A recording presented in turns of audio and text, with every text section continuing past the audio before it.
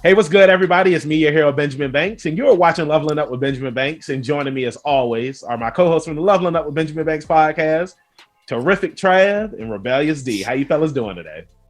Yo, my man D chilling today, bro. Yes, sir. I'm chilling every day. Hey, that's my secret. I'm always chilling. Always chilling. All right. Yeah. I never freeze. But no, guys, it's good to see you.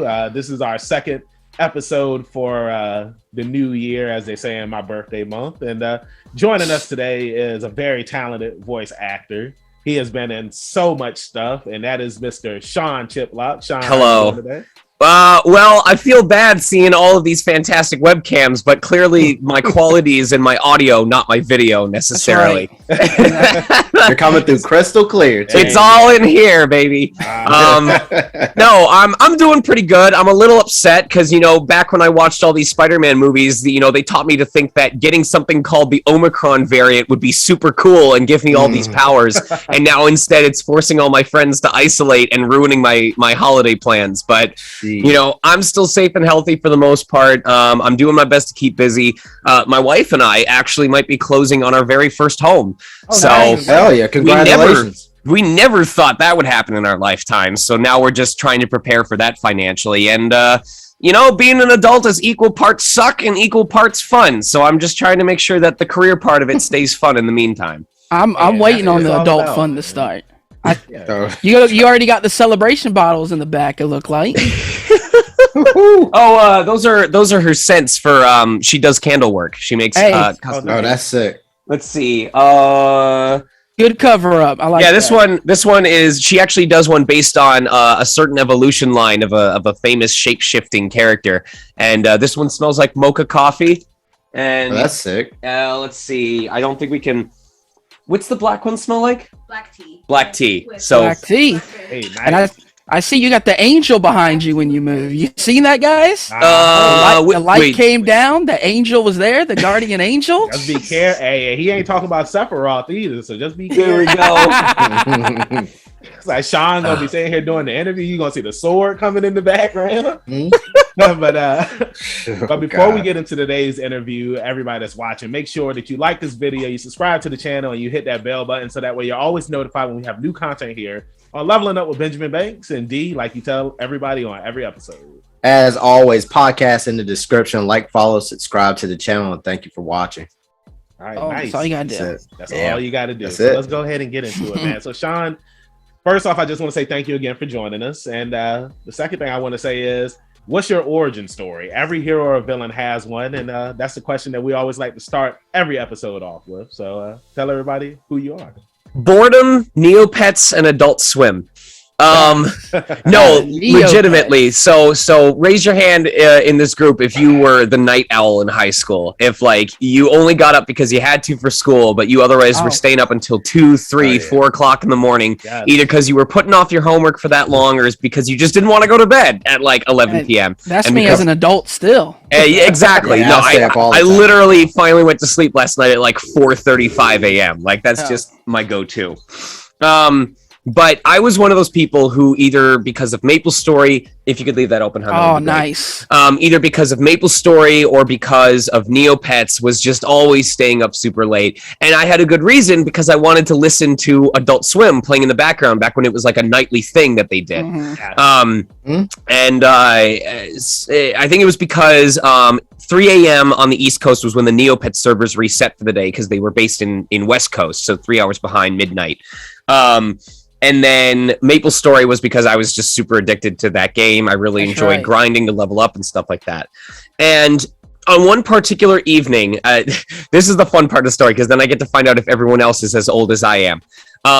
Do you guys happen to remember, assuming that you watched Adult Swim back when it was a regular thing, there was this advertisement campaign that they did at one point that was literally this very simplistic, squiggly character with all these neon pastel colors going, AdultSwim.com. It's pretty cool. There's games on it. You can play them.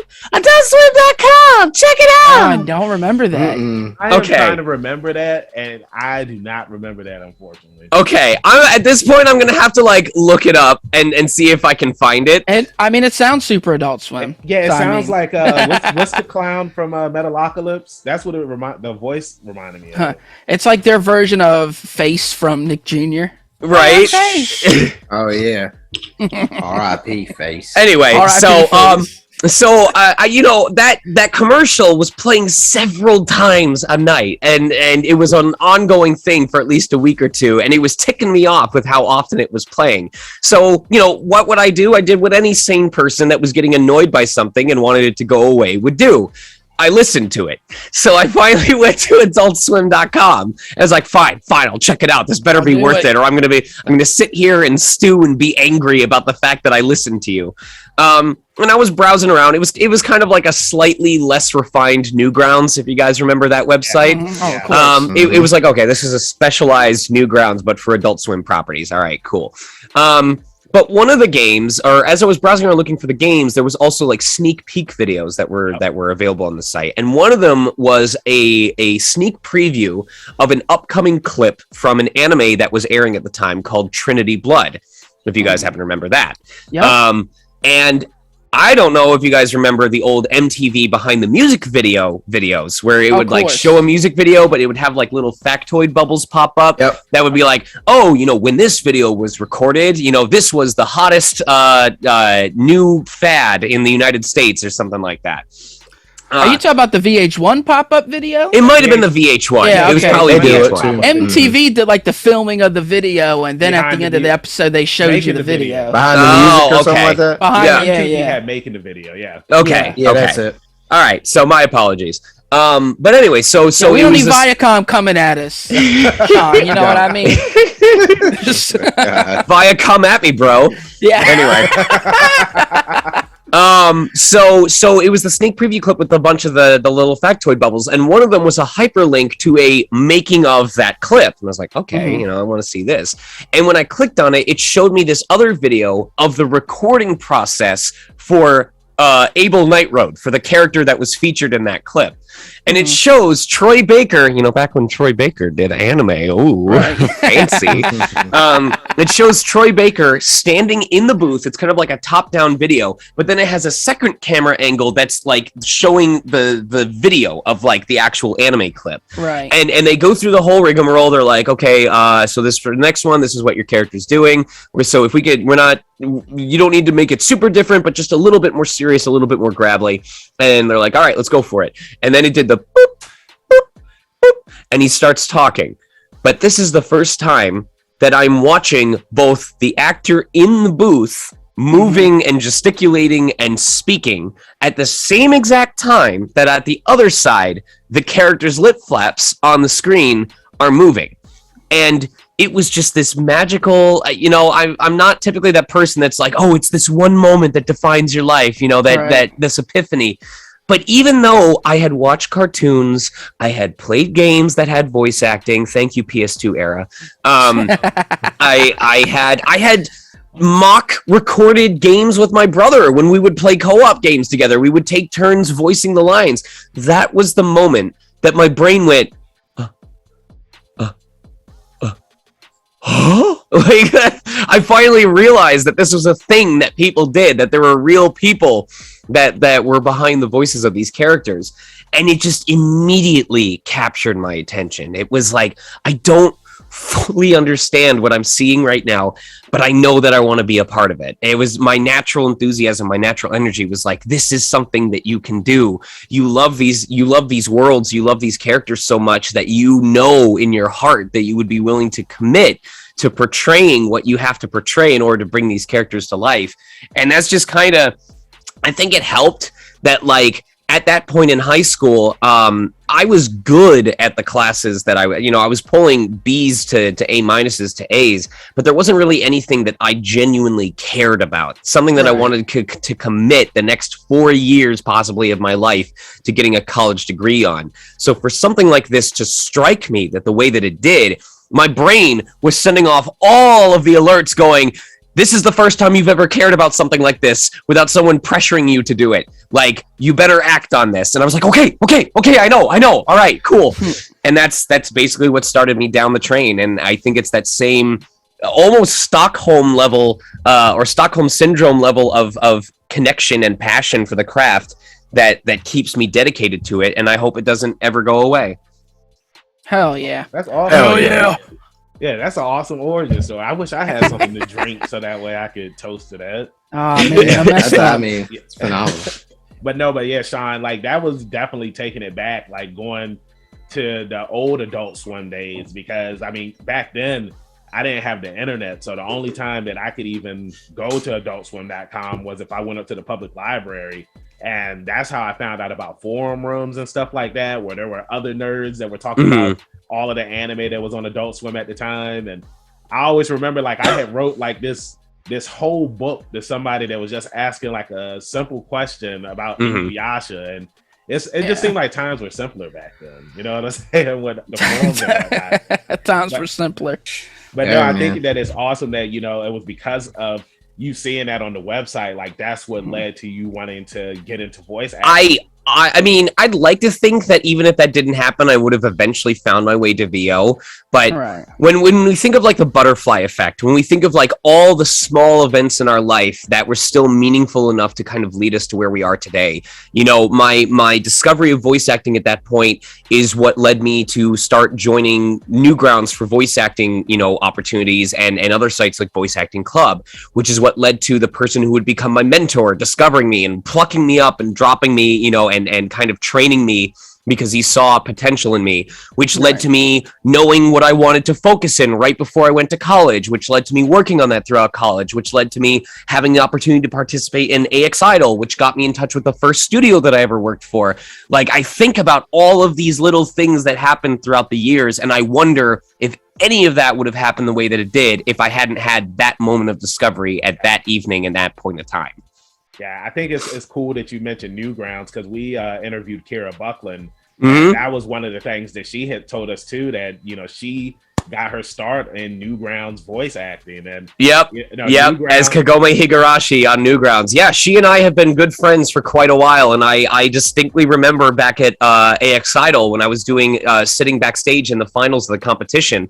Kira Buckland was also there, and at that time my big, you know, hype moment was, oh my god, you know, I'm not like a fanboy, but like, oh, I get to be in the same stage and the same realm as Kira Buckland, someone that I've respected and looked up to when it comes to voiceover.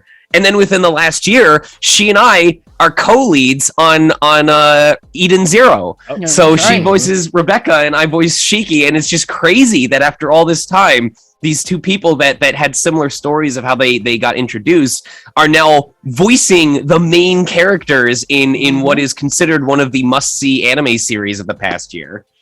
True. Yeah, we've interviewed a couple of voice actors and actresses that are on Eden Zero, like Laura Post is up there, Jason Manoka. So yeah, we've interviewed a couple of people that's been up there. But yeah, like I said, I just think it's awesome that, you know, you started off like that, and I mean, to see where you are right now. Now, I know something that a lot of voice actors tell us is that you know, they did have some theater work before they got into voice acting. Did you ever do any of that as well? I did. I mean, to say I was never a part of theater work would be a lie. You know, I did like school plays, I did summer camps and stuff like that. But around the time that I began voice acting, I wasn't really doing theater stuff anymore. The closest thing was when I did like a summer acting class in college, just because I felt I should touch up on my chops of like improv and like, you know, scene studies with partners. But a lot of what I did during college was just kind of staying involved in acting in some capacity. They had a theater program at my college, but it was one of those theater kid level commitments. Like, you will eat, breathe, sleep, and poop theater, and that's all you will do. We will rent a skull out from the library and look at it longingly for 2 hours a day, or you will be dropped from this program so hot it will be more of a potato than a skull. You know, like, But instead, what I did was I focused on my studies for what I wanted to do, which was film, video, media studies, just kind of understanding the television industry that I wanted to become a part of, while also finding any opportunities to take part in things that were related to acting. There was a sexual assault peer education group that I joined on campus that went around and performed all kinds of, educational skits to different dorms. There was a radio play group in my college town called All Ears Theater that I would audition for. I was continuing, of course, to do my freelance stuff for Newgrounds and, whatever bidding sites that I could do for actual work, whether it was Voice Bunny or Freelancer or People Per Hour, stuff like that. And then, of course, I was engaging with the community on sites like Voice Acting Club. So I was involved in acting, just not theater specifically.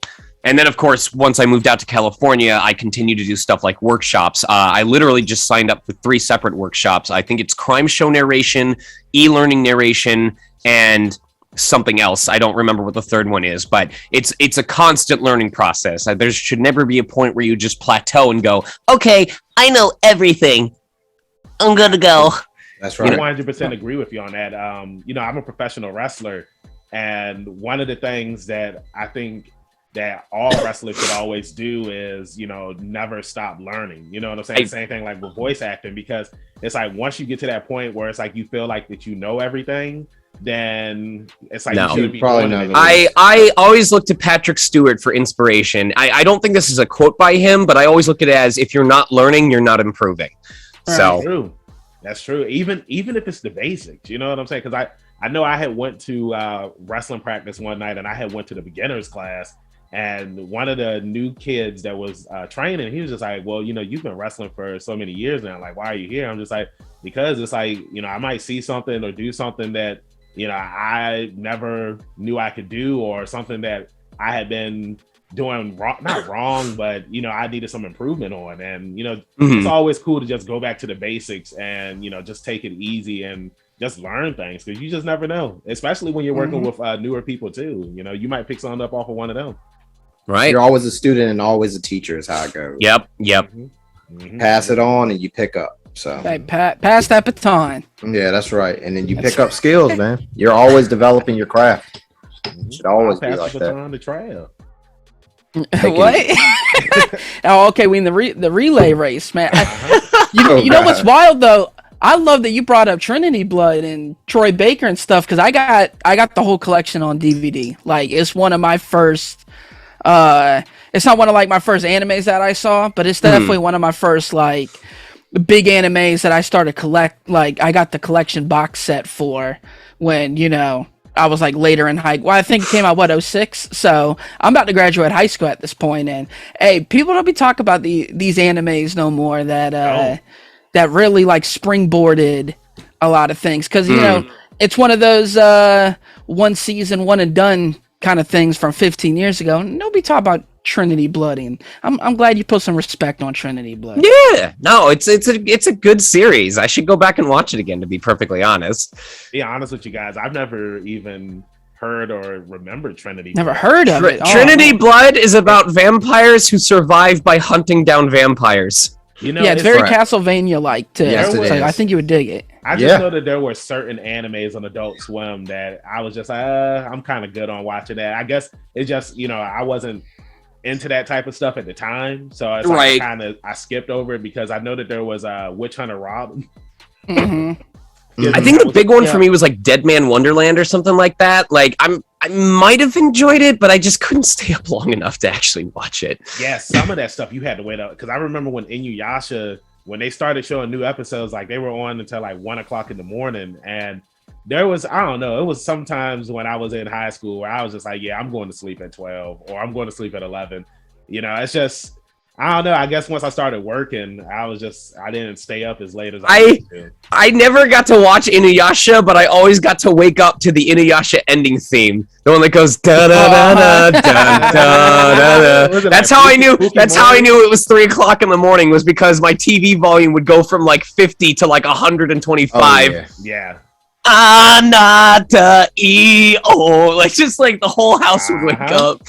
It's either that or waking up at 3:00 in the morning and the George Lopez theme. Yep. Oh yeah. There are two kinds of people in the world: people who woke up to the Japanese, or to.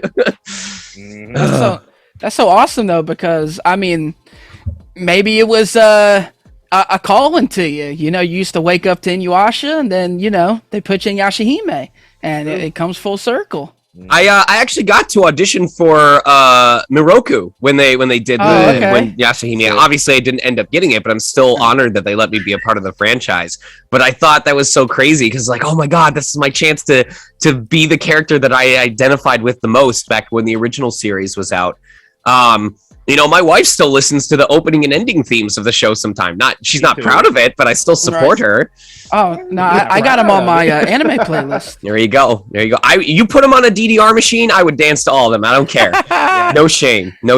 I don't know. Man, I mean, it's like I love anime music now, but it was something about those older anime, like Inuyasha, Bleach, where it's just like those things just got you pumped. I know, like, D's favorite song is number 1 from Bleach. And, sure. He's always I'm. It's like when I was younger, I loved it, but like listen to it now, and I'm just like, it's okay. But D always gets on me. When I have to, I literally have to. I don't have a choice. So. Well, there's a big difference, right? Like in the Yu Yu Hakusho theme song is never a style of theme they would pick for today's anime. You know what I mean? It just wouldn't happen. Even like Dragon Ball Z with the Hedgehog, like they would never pick a theme like that today. Yeah, never. It was just just the evolution. Yes, the evolution. No, it is. It totally is. It's just funny. It's just funny. It is funny. Can you imagine if My Hero Academia had a Dragon Ball Z intro? Jesus. Well, we're the old guys, we're playing. Hey, you need to check out these old anime songs, and kids be like, "Yo, don't be playing this around here. This sound old." Yeah, I had interviewed a cosplayer, and like she was in her early 20s, and like I think I had mentioned Cowboy Bebop to her, and she was just like, "Oh yeah, that's one of the old anime." I was like, they're gonna start like a banned book list for anime music, but the only qualifying thing is if it was ever on a mixed CD at any point, it is banned from being able to be listened to. It's like on a national registry where it scans to see if it was ever played from someone's car from a CD, and if it was, nope, you can't listen to it. You're gone. It's banned. It's illegal. That's so funny because my first job that I worked for like 3-4 years, and it was at Sabaro's Pizza in the mall, and everybody that worked there was we were all nerds, and we would have the anime opening mixtape CDs. We would bring in and play them in the back, and I mean it had Bleach, not Shippuden, but Naruto songs, all the old stuff, and it was like these kids don't know. Yeah, because I'm You're right back, guys. Keep going. I got to plug my laptop in. Sorry. Okay. Shippuden hadn't gotten to that part yet. I was about to mention something about D before he had the bail, but I used to steal my mom's car back in the day. In the this guy, days. You see him? Is the statute of limitations up on that? Are we okay to say? Yeah, I mean, hey, I got in trouble for it. You know what I'm saying? It's like, she whooped my ass, and I deserved it. But me and D, we used to ride around in her car blasting music from Bleach, Naruto, like driving up to the school, and people just like, who are these nerds? You know what I'm saying? But at the time, we thought it was cool. I just find it so funny that you're out here committing crimes, listening to anime music. And D was in the car with me, right? It's like we was listening to D. It wasn't out there. You said what, D? No, he already put you on blast. You already in the compliments. Whatever this guy's saying. Hey, the car ran out of gas, and I was just like, D, I don't know what to do. You need to get out and push the car. And he was just like, Banks, like, you're bigger than me. Like, why do you have me pushing the car? I was just like, bro, I just knew my mom was gonna get me.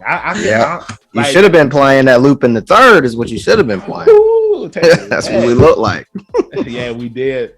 But Sean, like, I want to ask you, because it's like you've done a lot of voice acting work in video games and stuff like that, and one of them being Mortal Kombat 11, you voiced Noob Saibot. So Like, how was it voicing Noob in the Mortal Kombat games? Like, were you a fan of the Mortal Kombat series? So I knew about Mortal Kombat, and I knew especially about either Smoke or Noob Saibot because I specifically remember going to someone's house for like we were rehearsing for some performance group that we were a part of, and when we were all done and chilling, they invited me to play them in Mortal Kombat, and then all they did was spam like this counter move where the dude phases through the stage, comes back down, and drop kicks you, and he just did that until I died and went, okay, I hate this franchise. No, I was kidding. But this makes me curious. Do you guys know the origin story of the voice that I provided for Noob Saibot?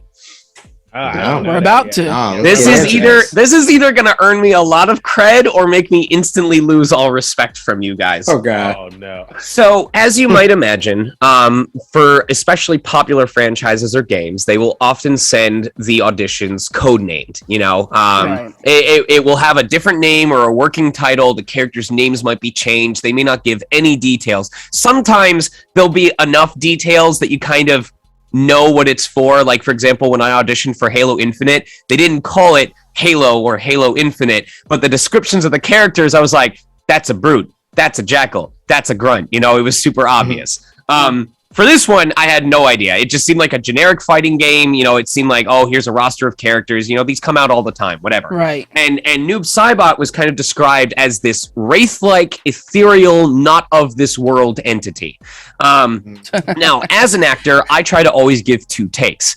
Oh, you used the new banner. Look at that. Look at you. You're so updated. Look at you. You with the times. Good job. Good job. Only the best around here. Only the best. So I always try to send 2 takes if I can, just because it's a chance for me to show off my range, and it's a chance for me. I look at it as I can do 1 take that tries to match what they're asking for, and then I can do 1 take that is what my gut feels for the character. Because I've had cases on both sides where I booked it based on either the take that they wanted or the take that I wanted to do.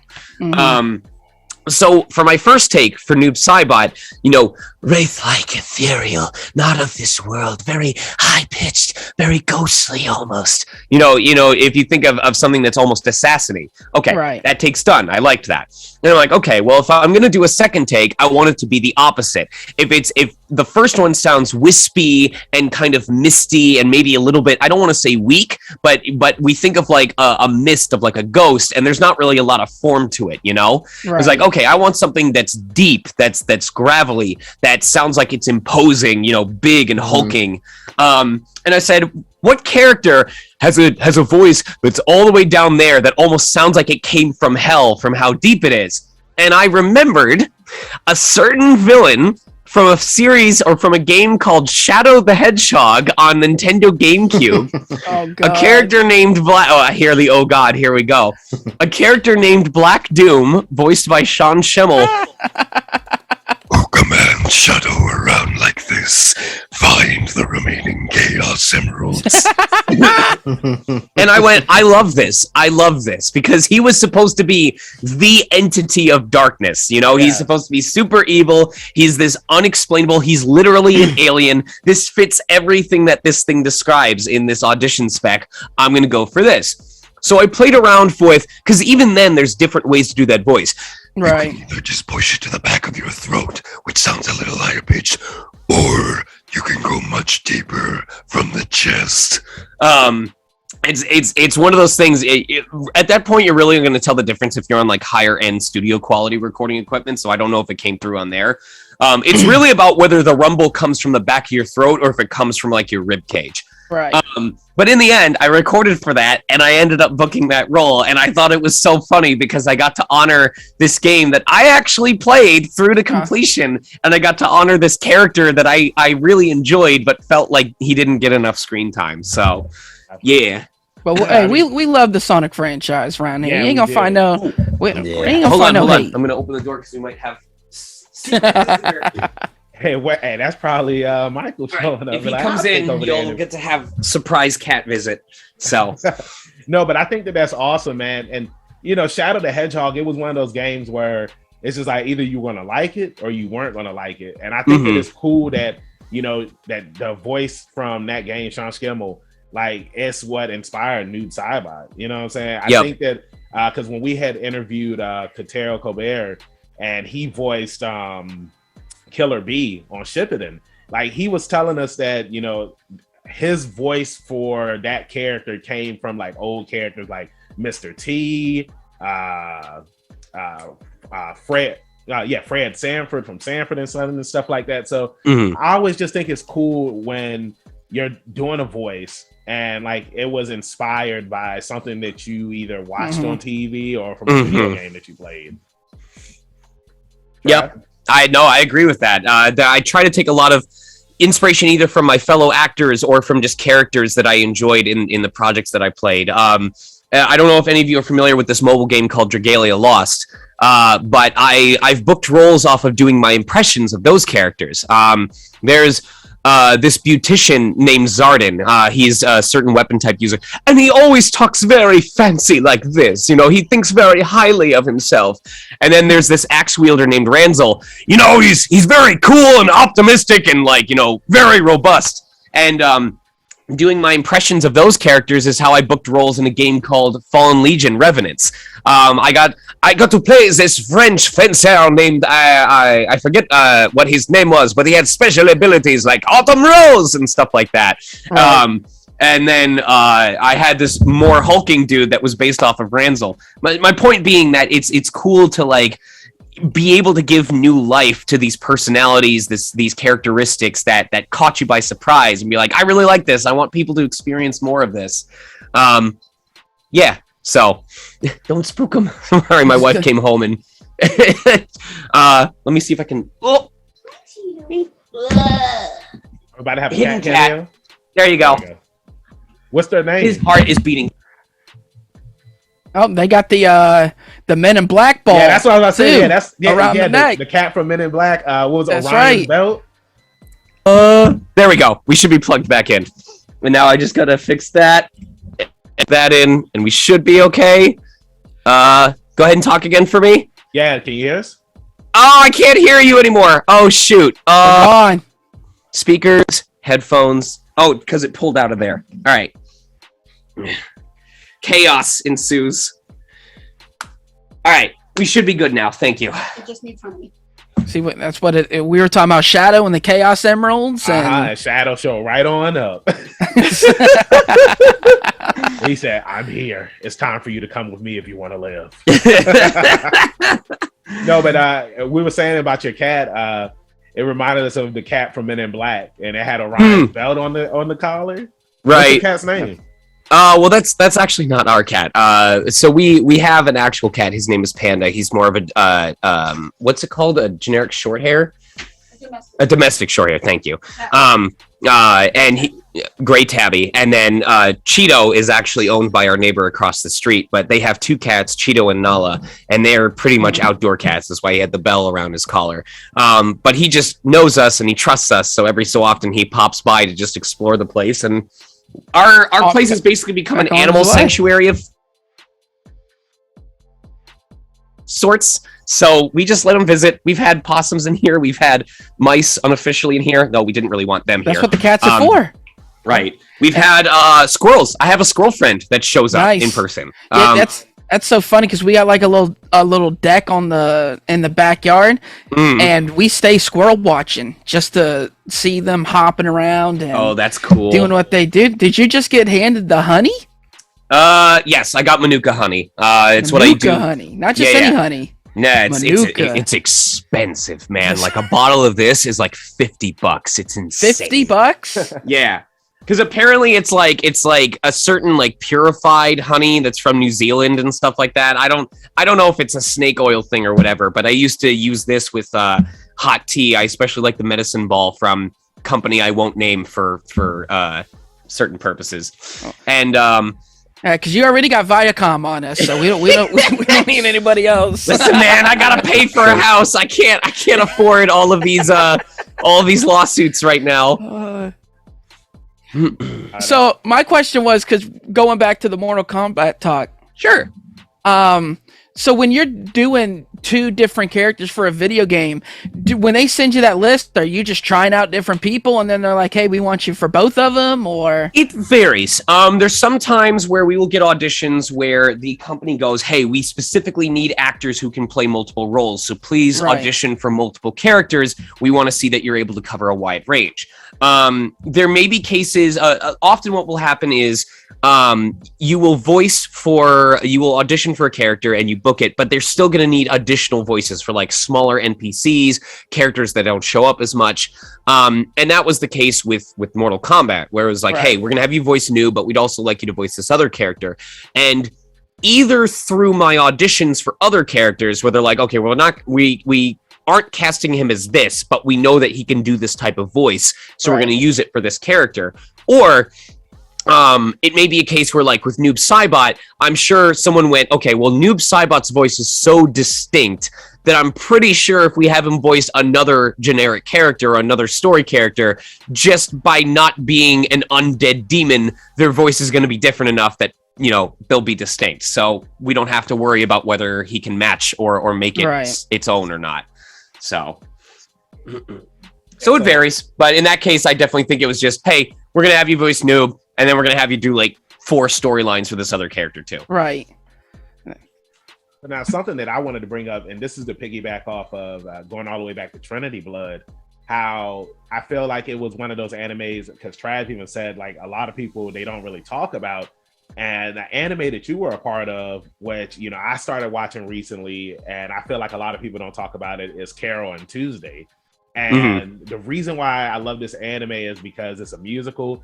It's not really a lot of, anime musicals that I watch, but I was recommended this by one of my friends, and like, I love it. So like, how was it being on this anime? And, just tell everybody, like, what was it about and whatnot? Remind me one more time the specific anime, because Carol on Tuesday. It's on. Carol on Tuesday. Yeah. You know, I wish there was more to say about that series, and I think that's what makes it hurt, is because every so often you get a really unique anime like that, and the fact that it provides a nice look at a diverse cast, the fact that it looks at a topic that isn't often covered. But the problem is, has it been renewed for a second season? Like, has it been brought back? No, it's over. Yeah, like that's so. Part of what happens when we get deeper into this industry is we're taught to send it and forget it, and it's in relation to auditions. And the idea is that ideally you should be doing so much that it shouldn't bother you when you don't book a role or when you don't book off an audition, because you've already moved on to the next thing.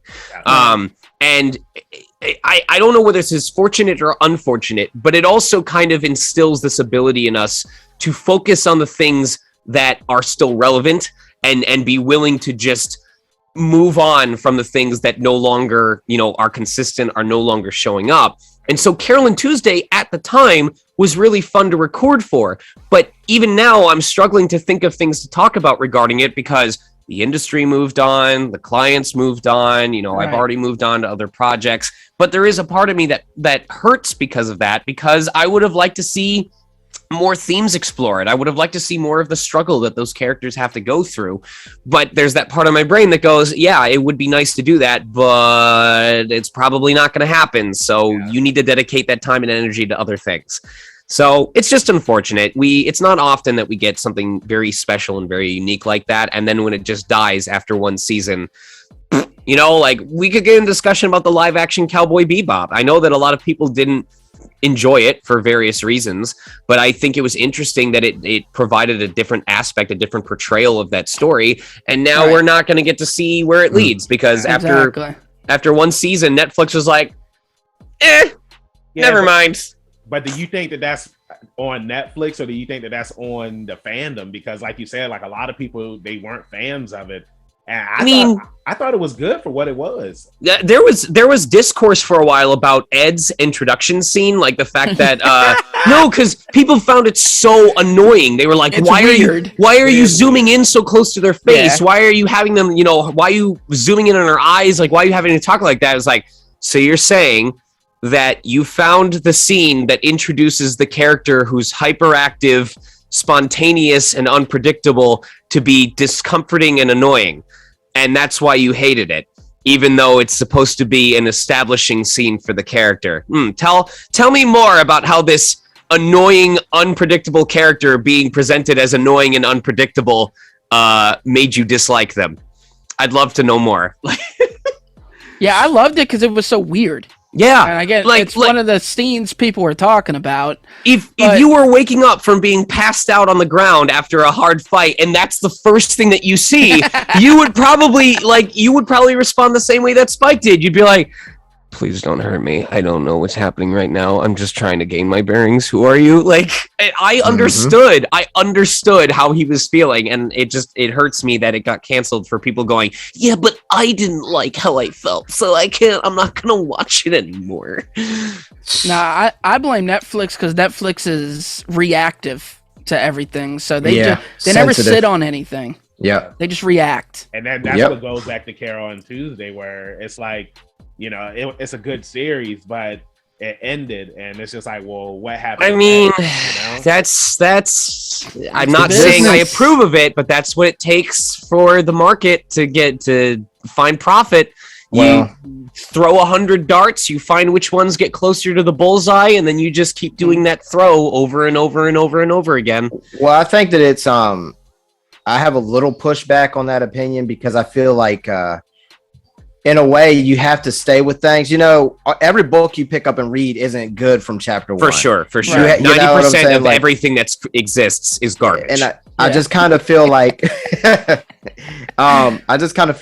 at some point, streaming services, Netflix is like, they're well known for this.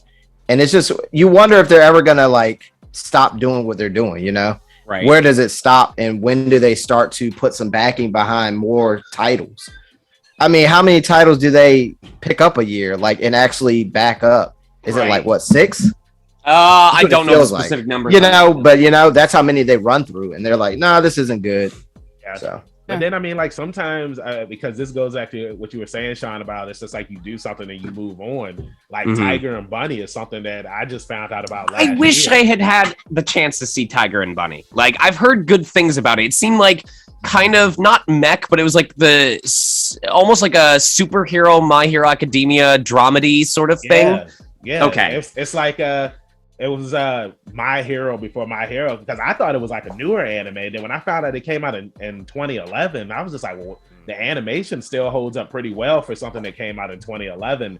And now they're getting a season 2 that's coming out this year, and it's dropping on Netflix. It makes me think of that meme comic where it's 2011. Hey, here's an anime about superheroes that are trying to work as a team. The audience. 2018 with My Hero. Hey, here's an anime about superheroes that are trying to work as a team. The audience. Ah, yes. Why didn't we have this sooner? I think what it was is that with My Hero, it was a shonen project and it involved kids, whereas with Tiger and Bunny, it's just they were adults. You know what I'm saying? Young teens forever and ever.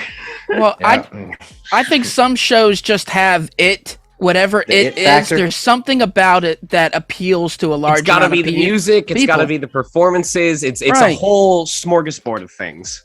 It's the same thing with music. You don't know why certain artists blow up, and then some are super talented, and they never do, and you don't really know why.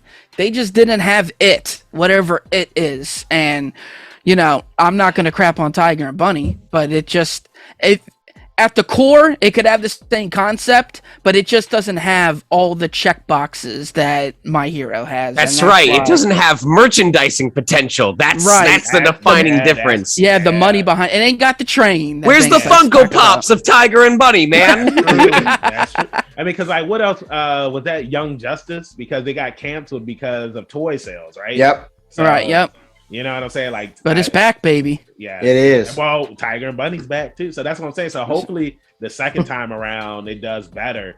But I'm glad that we're talking about superheroes and stuff, because I know you guys knew that I was gonna bring this up. Bring up what? You're on JoJo's Bizarre Adventure, Part 5. What is that? Trav, just relax. I got to follow relax. up. I got to follow up on this, Trav. Yeah, just relax, Trav. And you always got to get it out of his system. You voiced Mista. JoJo is one of my favorite animes. And, part 5, like, that is a very popular part. I know, you had parts 1 through 4 come out, and, like, those parts were popular, but part 5, like, so many people that I know got into JoJo's Bizarre Adventure because of part 5. So I just want to ask you, like, how was it voicing Mista on JoJo's Bizarre Adventure? I enjoyed it. I knew I called JoJo's Bizarre Adventure ADHD, the anime, because none of it makes sense, but it all eventually makes sense. And that's kind of like how ADHD works with thought process, where what comes out of my mouth may make no sense at first, but if I explain my thought process that led to that statement, you'll go, oh, okay, I can see how it would lead to that. And that's how JoJo is, where you're like, there's no dang way that their power is going to make them win this fight. Like, this power is too broken. And then at the end, you're going, okay, yeah, all right, yeah, okay, I get it. But I enjoyed Guido playing as Guido because he's that right personality mix where he's very focused, he's very committed, he's very dedicated, and I can play confident characters very well. But he also, out of the whole cast, really kind of is cool with leaning into the mafioso aspect. Like, I think of the scene on the boat where they've beaten the villain of the week and he's got his head like separated and he's just talking mad crap to him. Be like, I asked you a question. Are you going to answer me? Like, he's just totally hamming it up. And I love that he's willing to be a friend and he's willing to listen to Giorno. But when he gets the chance to, he lets, the Italian mobster side of him come out and just goes all in on that. And I love that other side of him. So it was fun. It was really fun. And I'm glad that I was trusted with such a cool character. Yeah, and then not only that, but, JoJo fans, like, they're very particular when it comes to, like, dubs, because it's like most people, they watch the subs and then they go and watch the dubs. But it's just like, everybody that was a part of part 5, like, y'all received nothing but praise for the voice acting work that y'all I'm so glad. Yeah, it's an awesome feeling. Now, D, I know that you said that you had a follow-up question. Of course I do. I think we should all go back and redub it with Italian accents. Oh, God. Sean, now I'm a huge fan of the video game Genshin Impact. And you do the voice of Master D-Luke, if I'm not mistaken. Yes, D-Luke Raginovitor or something like that. Yes. Roggenrolla. Yes, very strange. Now, what was that experience like? Did you like working on that project, or do you like working on that project? I'm not really sure because it's still a current. When I first recorded for Genshin Impact, yes. I obviously I hope they won't hold it against me and that they'll understand why I was hesitant. When I first recorded for Genshin Impact, there was a part of me that was like, should I take real name credit on this? Because Breath of the Wild just came out. And there's a lot about this game that reminds me of Breath of the Wild. Yeah, very similar engine. I eventually decided it wasn't my problem because I am an actor. Often we are brought in to record before the assets are finished. I have no control over whether a company wants the assets to look like another game, So it's like, they're not going to come after me if it ends up looking similar. I'm just here to perform. But there was that moment where I was like, this feels very timely, and I don't want to get in trouble over it. But I also wasn't expecting the popularity of it. The last time that this kind of twist happened was with Danganronpa, because I know that a lot of the folks who worked on the game cast for Danganronpa were like, well, that was a cool niche murder mystery title that's not going to gain any traction in the West. And my daughter is obsessed with Danganronpa right now. 4 games, an anime, and probably an upcoming movie later. Yep, so that's what happened with Genshin. Where like I'm actually probably one of the most uninvolved people with Genshin Impact, and that's not because I don't like it. It's because I'm already addicted to 2 different gachas. I've got Dragalia Lost and I've got World Flipper. So I am not going to be spending my money on a 3rd gacha on top of everything else when I don't even have the time to play it on top of everything that I do. Sure. But I get half of my requests on Cameo are about D-Luke. I've had people begging me to have a D-Luke print for years. Probably the most vocal community in terms of people responding about how they found me or why they like me as a voice actor is tied to D-Luke. Revali is not as popular on my portfolio as D-Luke is. And it's It's weird to deal with. And I don't mean weird in a bad way. It's just like, it's so strange to have the character that you are most well known for not even be remotely close to a character that you actually know the most about, you know? It's an interesting dynamic. I mean, I think it's just your voice really brings them to life. And then, you know, you obviously have the art and the voice. It just goes together. It goes so well. You know, he's definitely a character that I main is what you call a gotcha. That is definitely the one I play. And highly enjoyable character. Hats off to you, sir. Thank you very much. Hell yeah. And to piggyback off of that, because we had just interviewed Brittany Cox, and she voices a character in the game as well. Official. Yes. And official. And like that's one of the things that she was saying too, Sean, is how, you know, she didn't expect this game to blow up and to, you know, have like this huge fandom where it's just like, you know, like how you said, people are always requesting you to do stuff as the character that you voice in that game. And I wanted to ask you now, because, you know, you mentioned Legend of Zelda, like, were you a Zelda fan growing up, or? Okay, so Zelda I had a much bigger connection to. It's a yes and a no, because I fell off the train around Twilight Princess. Like, Twilight Princess was where I got about halfway through, and then college took over, and I was really focused on my career, not just my gaming profile. And so it kind of took a back seat. Like, starting with Skyward Sword, I basically fell off the train. I did spin-offs. Like, I played the crap out of Hyrule Warriors, and then obviously eventually Age of Calamity, but the main games I just blew. But when I was younger, I played the original Zelda. I don't think I beat the original Zelda, but I did a substantial amount of both the original and the Master Quest. I got about as close as possible as you could to beating Zelda 2 without actually beating it. Link's Awakening was the one that I played over and over and over and over again. There was even a funny story where I got stuck on one of the dungeon puzzle rooms in Link's Awakening, and I basically ended up begging for help from the regional manager of an Art Van furniture store, who called his daughter while she was in college to see if she could help me out. So God bless him for his commitment to customer service.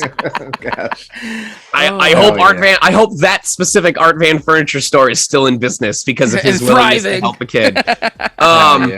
And of course I played the remake and loved it to death. I actually have the special amiibo for the little clay Link that they offered as well.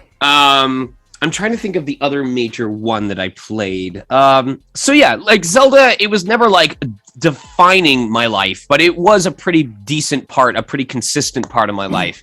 And I was very, very glad that I got to be a part of that universe. I'm also a total meme lord on the internet. So I knew about the Zelda CDI games, and I knew what people thought of the Zelda CDI games. So when Nintendo goes, hey, you're going to help us bring official canon voices to these characters in the Zelda franchise for the first time, I'm here going, great, I hope I don't screw it up. So. And you didn't. Yeah, there it is. I could not. People were like, weren't you excited to voice Rivali? And I was like, I was not able to rest until the game was already out, and I had enough proof that people didn't despise it. Then I was able to go, okay, I think I'm allowed to celebrate now. Because we know that Twitter will get you.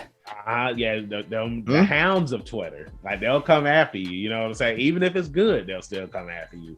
But now moving along, because I already asked you about JoJo's Bizarre Adventure, and now I want to talk about Persona 5, because it's like, that's, you know, one of my favorite games that I played last year. Persona 5 Royal was actually the first Persona game I had ever played, and you were Mishima in that. And I'll say that, spoiler alert if you haven't played the game yet, you know, I really thought that Misha was going to become a Phantom Thief. I thought that something was going to happen where he got pulled into the world, and you know, he was going to become one, and I was disappointed that he didn't. And I just want to ask you, like, so how was the experience about being in Persona 5? So Persona 5 was interesting. I honestly feel like it taught me more about myself than it did me exploring a character.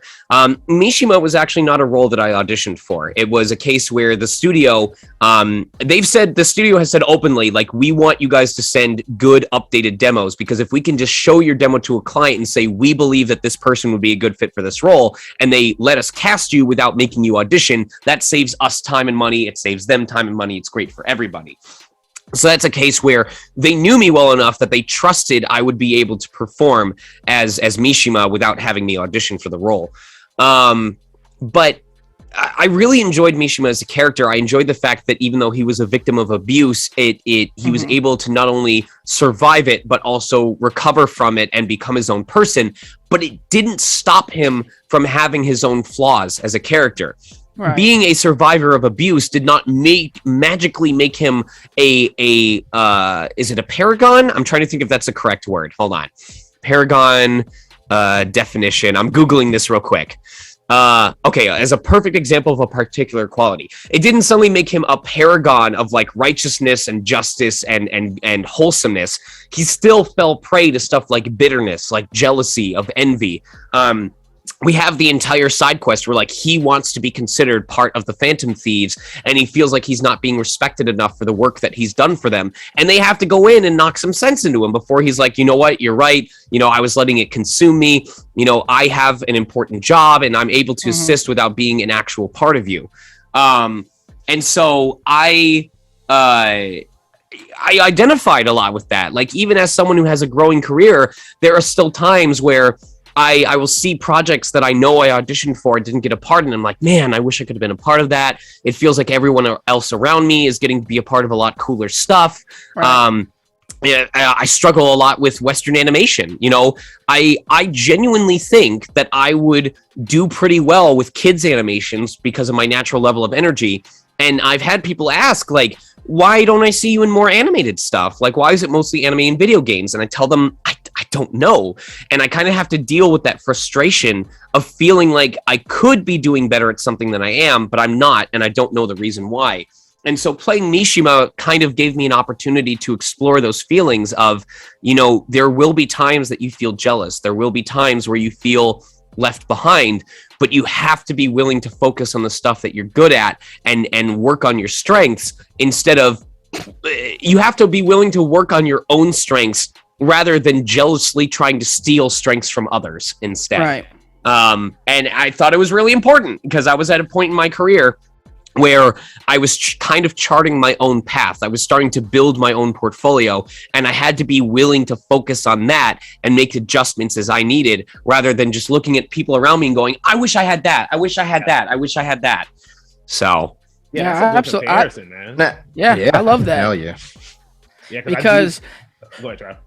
No, I was going to. Well, I'll let you say what you got to say first. No, all I was going to say is that I know how it can feel when, I mean, going back to wrestling, where it's just like, oh, well, why am I not here? Why am I not there? You know, I know that I can do this. I know that I can do that.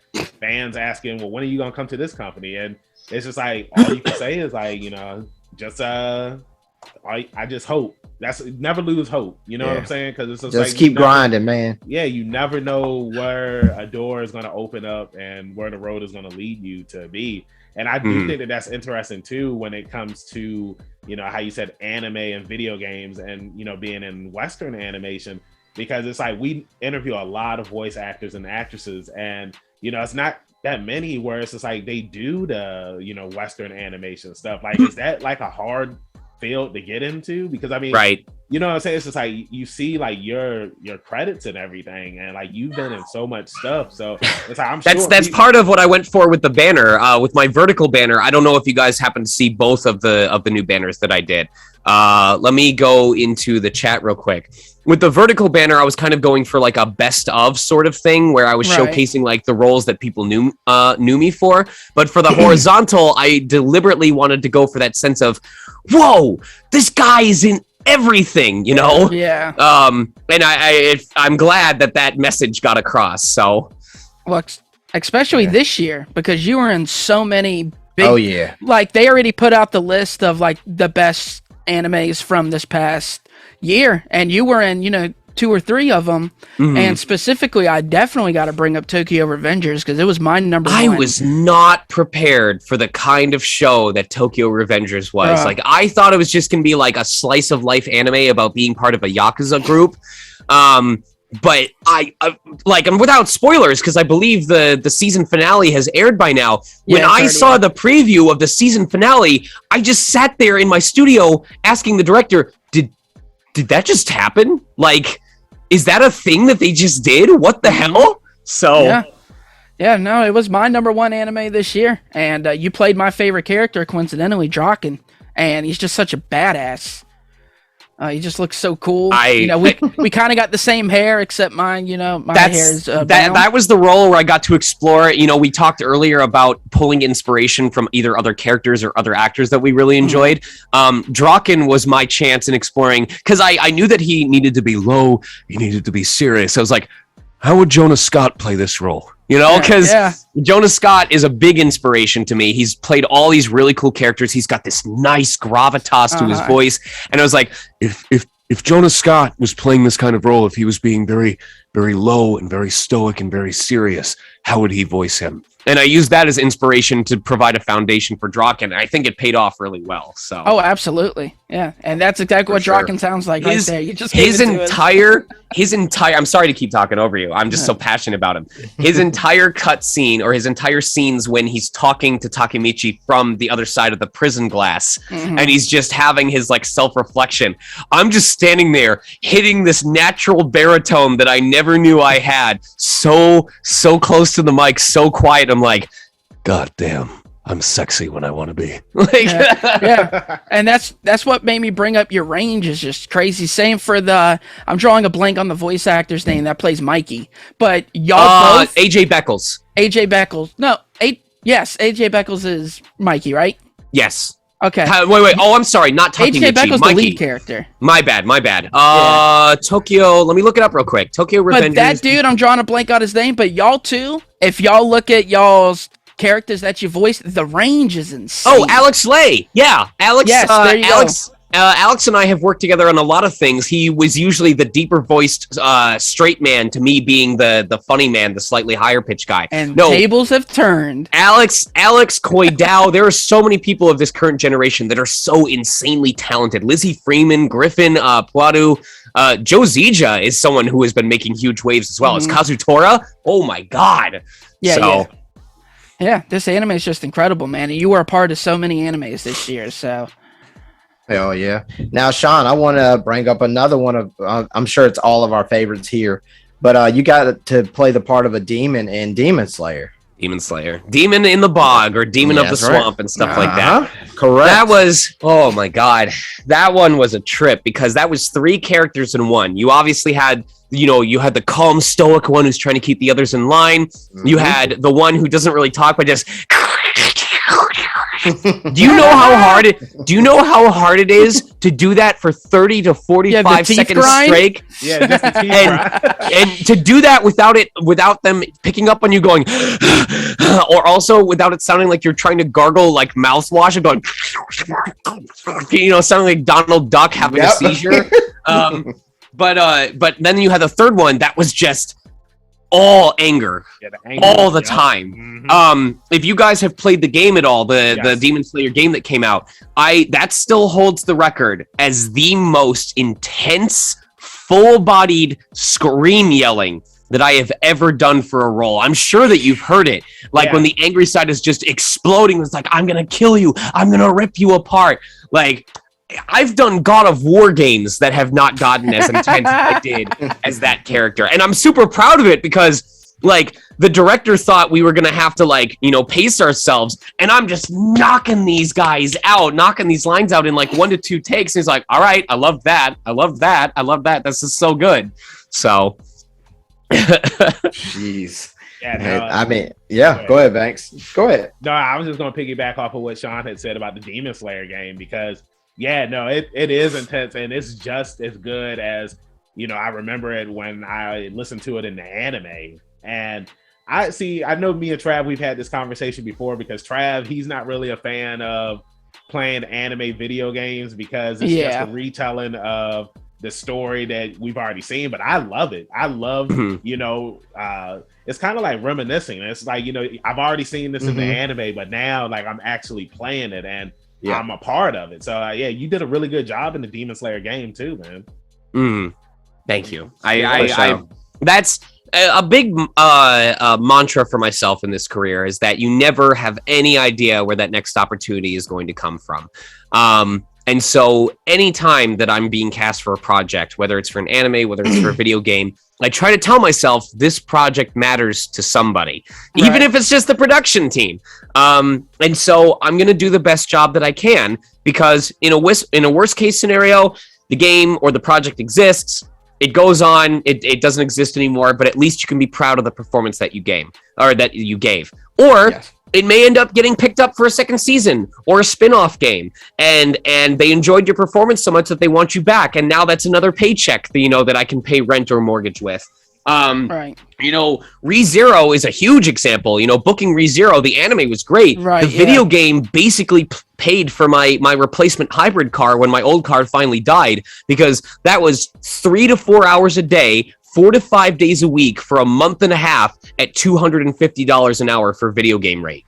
That is insane. I don't think I've had anything that was worth that much. And I want to emphasize that, sure, it sounds like a lot of money, but this was like a once in a career thing that happened so far. Right. But for me, it's cool because, like, I grew up getting to watch these shows and play these games, and it's part of what inspired me. And the concept that I might get to inspire someone else to pursue this career because of a performance that they heard in the game. Maybe someone hears Demon in the Bog going absolute 15 out of 10 intensity, and they're like, they're just sitting on the couch, just like completely stoic, expressionless. But in their head, they're going, "That is so cool. I want to do that too. I want to be that." You never know. You never know what's going to happen. It's literally the stone-faced kid in his head going, "That is so poggers." But D, what were you going to say? I have no idea. I just told you to take it because you probably wanted to touch on the Demon Slayer game, so that's why I let you. Just for my reference, about how many more questions do we have? Well, D has his 2 famous question, and then after that, we was gonna wrap this thing on up. Sounds good. Get it.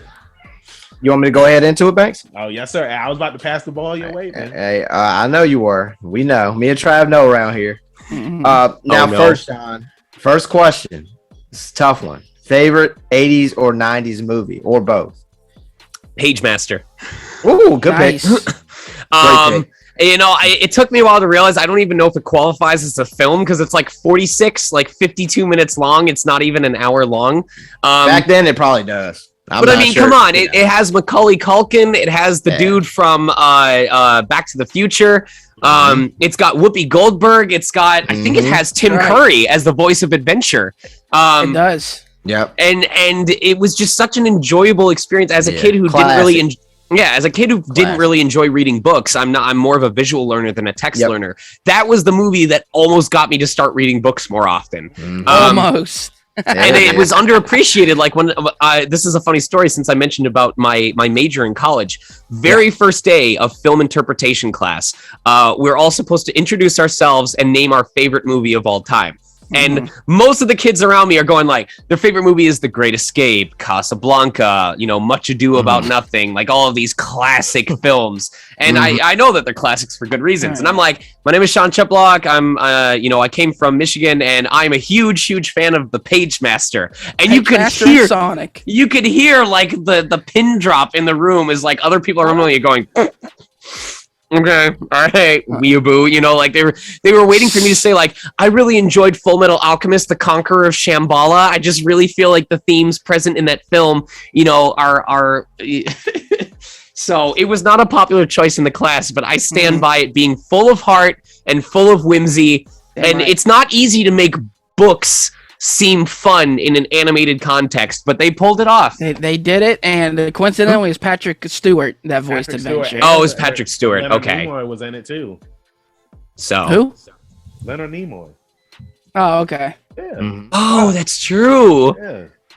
Yeah. Okay. Well, question number 2. When you were growing up, was there anything that really stuck with you, scares you, whether it was a soundtrack, a movie, show, just some creepy clown on a random show? Was there anything that really stuck with you? Something that really stuck with me. I'm trying to think of one that is stuck with me in terms of inspiration and one that stuck with me. Okay, so one that stuck with me as a kid. Did any of you see Aladdin King of Thieves? Yes. I love that movie. Okay, Yes, it's a really good movie. there was, I'm going to describe this and it's either going to make lots of sense or no sense at all. There was a cutscene shift or a scene shift in that movie. I remember it being like a Turtle Island or something like that. And it's like, it's a long form shot. It's a zoomed out shot of this Turtle Island. And like, there's this horn or this monster cry or something, this weird noise that erupts through the air. It almost, the thing that I can liken it to is like the Gondor's Aid horn from the Lord of the Rings. I was terrified of that noise as a kid. Like, I must have watched that movie 3 times, and every time I knew that transition was coming up, I would like bundle myself up in my blanket and cover my ears, because if I heard that sound, it would give me nightmares, and I don't know why. It just seemed so inhuman. It just seemed so weird to me, and it was scary. You know, it sounded like it came from something that I didn't want to meet face to face. I love that answer. The Tokyo Revengers fan is going to love this one. I really, really like the quote from Draken where he says, "You don't have to bow your head, just have a heart that cares." Right. And I like the idea, the message behind it of, you know, you don't necessarily have to concede to what people are telling you to do. You don't have to change who you are as a person if you really, really think that that's a part of you that can't change. Obviously, I'm someone who would say be open-minded, be willing to recognize what parts of you are flaws rather than strengths. And at least, you know, I think of people who say, oh, well, I'm just honest. You know, you think I'm a jerk, but I'm just being straightforward. No. There's a difference between, you know, being matter of fact and just being heartless, you know, and being a jerk about it. But I like the idea that's saying, hey, you don't have to tuck your tail between your legs. You can stand up for what you believe in, but you need to be willing to recognize when what's important to you doesn't really matter at that moment, you know, where there's something else that demands your attention, where someone else's feelings, someone else's pain is legitimate, and you need to let them have their say. It's possible to still be who you are as a person without demanding that others cater to you. So I really like that. It stuck with me, and it's something that I hold close to my heart. Yeah, I love that question that D asked, because you never know what sort of trauma from movies or something they watch that like stuck with them. Like, I never gave that sound two thoughts ever, and here it is for you. It's like haunted you for 20 years. You know what I mean? Yeah, I mean, it's just one of those questions, and that's why we love it. Thanks.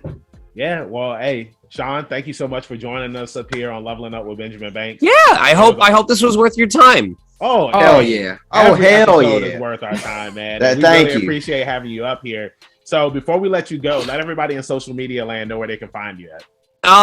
Twitter, if you want to be depressed, because I post about a lot of societal issues on there when it comes to like the pandemic and things like that. I'm very pro-vax, I'm very pro-mask and pro-booster. So please, I hope if you guys haven't had a chance to get your booster yet, please do so. Twitch, if you want the chaos. I stream 5 days a week, Fridays through Tuesdays. Currently, we're switching between Shadowverse Champions Battle and Pokemon Shining Pearl Nuzlocke.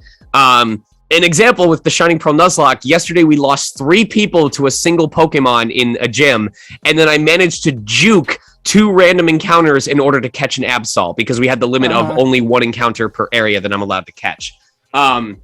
And then Shadowverse Champions Battle, because chat voted for it, I had to build a deck with no specialization whatsoever, and we managed to beat one of the hardest fights in the game in 3 tries with a deck that I had no prior experience with. Right, I was gonna say, I love how you stream in a game you're in. Like, I appreciate that, because there's a lot of cases where I voice in games, but I never get around to actually playing them. Yeah. And stream has been my chance to actually get to hear the finished product. Yeah. And get to enjoy everyone else's performance. If you guys get a chance, you should check out Joe Zeja's performance as Kai in Shadowverse Champions Battle. He does like this kind of educated nasal that isn't annoying. There are some times where he speaks as that character and I go, that can't be Joe. There's no way. Because I know Joe's normal voice. I know the baritone that his voice has, and the cleanliness of his pitch that he does as Kai is insane. It's so good. So, So definitely Twitch or Twitter. Both are the same username at Sonic Mega, SonicMega. Or if you want to be part of the community, I have a Discord. It's discord.gg/Hazen. And that's my Megastar stream community. We have all kinds of different channels for all kinds of different interests and topics, and it's just a really nice place. So I recommend it to people. Nice. Awesome. Hell yeah. All right. And then with that being said, Trav, let everybody in social media land know where they can find you at. That's right. Of course, I'm on the Instagram at ZK Audio. I'm also on Twitter at TRAVIOSZK, where I'm also on Letterboxd ranking and rating my daily and weekly movie watches. Rebellious One, where they gonna find my man at? As always, Sean, first off, thanks for joining us today, man. And as always, you can find me at rebellious_D23 at Instagram.com. Banks, if they need a hero, sir, where can they find you at? You can find me, your hero, Benjamin Banks, at KingBenji_Banks on Twitter and Instagram. You can find me on Facebook at Benjamin Banks. I should be the first person to pop up. If not, then I need to contact Mr. Zuckerberg. Thank you again, everybody, for watching this interview. We hope that you have a good week. Stay positive. Keep that pinky up. We'll see you next time on Leveling Up with Benjamin Banks. Peace. Take care.